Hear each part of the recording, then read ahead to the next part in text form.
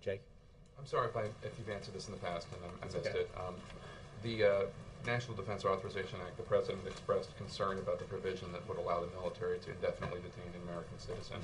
Last night at the debate, at the Republican debate, not only did Ron Paul express a concern about that provision, but Rick Santorum, not known for being libertarian or liberal on these issues, said that he thought the way the law was before was more appropriate than this new law. Is President Obama doing anything to rescind this provision that gives the military this new power? No, I appreciate the question. I have talked about it in the past, but as you know, we had concerns with the legislation as it was written. We worked with the authors of the legislation, and changes were made that allowed the president to sign the bill.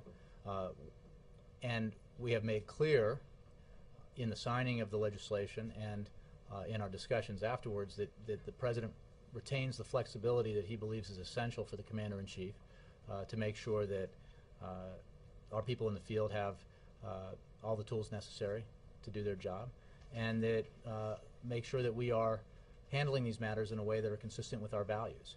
So we will implement the law in a way that makes that achievable.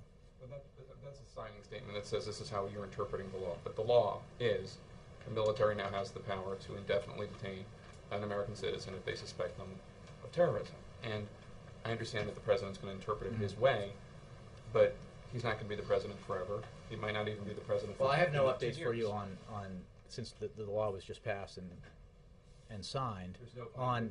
Well, I would just say that we made clear our concerns about it. We've made clear how we will approach implementation of it, and you know, how this is revisited, if it is revisited, remains to be seen. But at this moment, I think the president's been very clear about the values he brings to it and his the method, or rather the approach he will take when the law is implemented. Would you disagree with the way that civil liberties groups and Rick Santorum are interpreting the law? I mean, is it not? Well, I would just refer you to the president's statement, signing statement about it.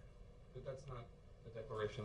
I'm not talking about how he's going to implement it. I'm just talking about the law as it stands on the books. Well, I understand that, and we've made clear what our position is on how it needs to be implemented in a way that's consistent with our values, in a way that maintains maximum flexibility for our operators in the field. Well, let me just ask this final question: are you comfortable with how any president in the future might interpret that law? Well, is the president comfortable? Again, that's a hypothetical about the future, and in terms of how we will approach this issue in the future, I don't want to speculate.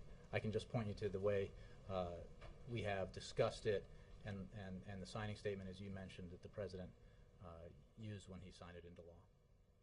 Yes, Nora.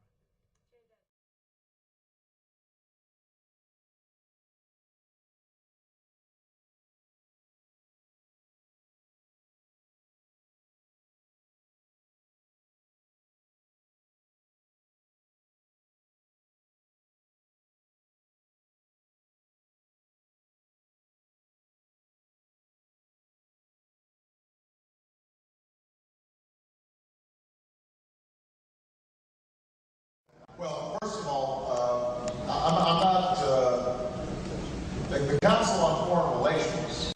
I don't know if I'm an official member. I've spoken there before.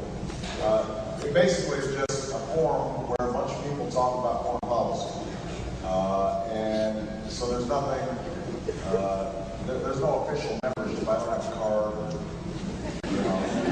handshake or anything like that. In terms of this North America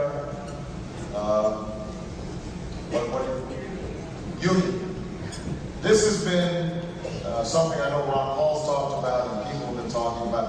I have to say, with all due respect, that I see no evidence of this actually taking place. I think this has been something that has been ginned up in certain blogs on the internet. It was based partly on the fact that there's this highway being built in Texas that will facilitate more transportation and travel between Mexico and the intercontinental United States on up through Canada, and so people have perceived that this potentially means that somehow there's going to be this union like the European Union. There's no evidence that that's taking place. NAFTA helped to break down barriers of trade between those three countries, and I was opposed to NAFTA because I thought that it didn't have the weight that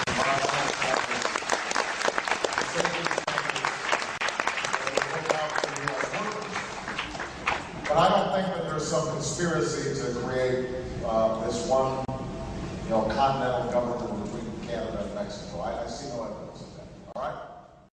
You notice this is a no-talking musical aggravation. Yeah, I'm glad you know that. But I never could talk, so we'll just play.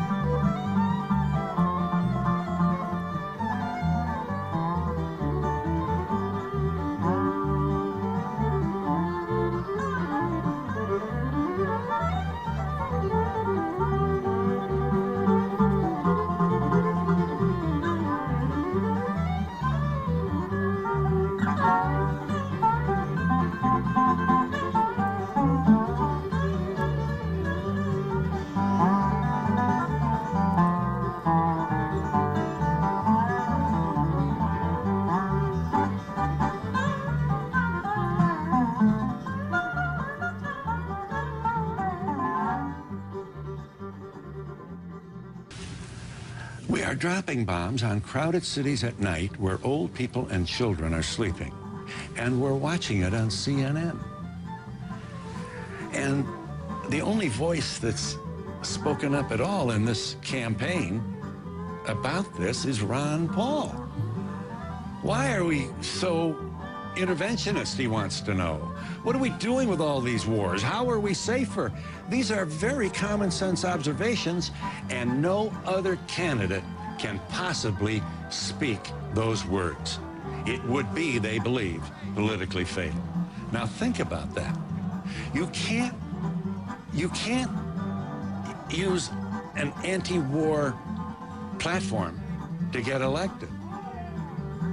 So maybe that explains why it's so easy for us to go to war.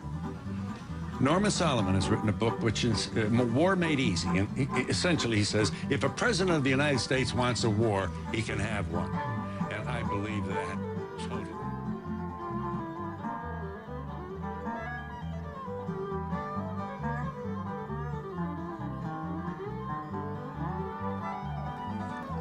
I'm sorry, but this Ron Paul is going to destroy this party if they keep, if this is nuts on parade.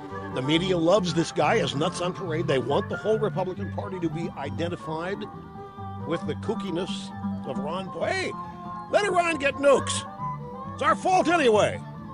1979 happened because they weren't minding our own business. That audience goes nuts. Oh my gosh, what am I watching here?